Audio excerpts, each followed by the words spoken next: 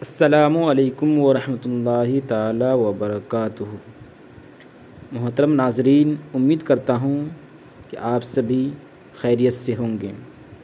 آج میں آپ کو بتانے والا ہوں کہ سود خور کے یہاں کھانا کھانا کیسا ہے اور سود خور سے تحفہ تحائف قبول کرنا کیسا ہے۔ چلیے شروع کرتے ہیں۔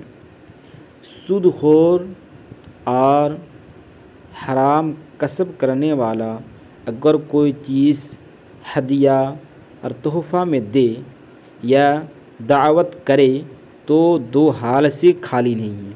کتنی حال سے خالی نہیں ہے؟ دو حال سے خالی نہیں۔ اگر اس کا زیادہ تر مال و سرمایہ حرام پر مشتمل ہو اور وہ اس امر کی خبر بھی نہ دے کہ یہ تحفہ یا دعوت مال حلال سے ہے تو اس کا ہدیہ و تحفہ نہ قبول کریں۔ کیا نہیں کرنا ہے؟ ہدیہ و تحفہ قبول نہ کرے۔ اس کی دعوت کھائے اور اگر اس کی دعوت بھی نہ کھائے اور اگر وہ اس امر کی خبر دے کہ یہ تحفہ و ہدیہ مال حلال سے ہے یا اس کا غالب و اکثر مال حلال پر مشتمل ہو تو اس کا ہدیہ و تحفہ قبول کرنا اور اس کی دعوت کا کھانا حلال و جائز ہے۔ اگر کوئی حلال کمائی کی رقم میں حرام کا پیسہ یا سود کی رقم کو ملا دے تو شرعاً حلال و حرام ہونے کا حکم غالب و اکثر پر ہوگا۔ اگر حلال کمائی کا پیسہ زیادہ ہوگا تو ساری رقم و جملہ سرمایہ شرعاً حلال قرار پائے گا، اور اگر حرام کمائی کا روپیہ زیادہ ہوگا تو سارا سرمایہ شرعاً حرام قرار دیا جائے گا۔ اسی سے معلوم ہوا کہ ہر حال میں حرام و حلال ملا ہوا سرمایہ حرام نہ ہوگا، اور عوام میں یہ غلط مشہور ہو گیا ہے۔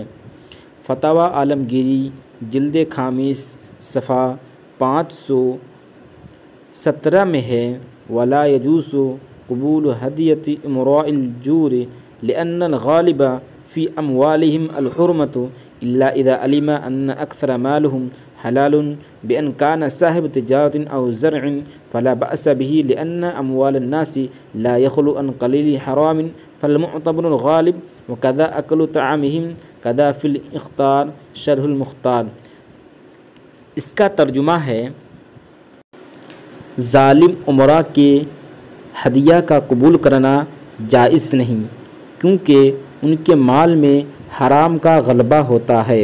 ہاں، اگر یہ پتہ چل جائے کہ ان کا زیادہ تر پیسہ حلال ہے، بعین طور کے تاجر ہے یا کھیتی باڑی بھی کرتا ہے تو کوئی حرج نہیں، کیونکہ لوگوں کے اموال تھوڑے بہت حرام سے خالی نہیں ہوتے۔ تھوڑا بہت مال حرام سے خالی نہیں ہوتے۔ اس صورت میں اعتبار اکثریت پر ہوگا۔ یہی حکم ان کا کھانے کا ہے، ایسا ہی شرح مختار میں ہے، جلد صفحہ 518 میں ہے: اکل الربا او کاسب الحرام اہدا الیہ او اضافہ غالب مالہ حرام لا يقبل ولا يأكل ما لم يخبره ان ذلك المال اصله حلال ورثه او استقرضه وان كان غالب ماله حلالا لا بأس بقبول هديته والاكل منها كذا في الملتقط۔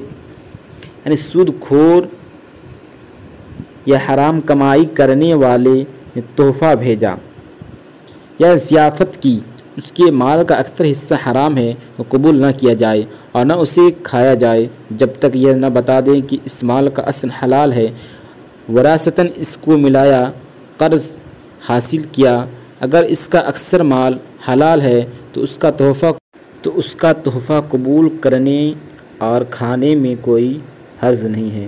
یعنی اگر اس سے صاف واضح ہو گیا ان عبارت سے کہ اکثر مال اگر حلال ہے تو اس کا تحفہ قبول کرنا حلال ہے، اور اگر پورا حرام ہے مال ہے تو اس کا تحفہ قبول کرنا اور اس کی دعوت کھانا حلال نہیں ہے۔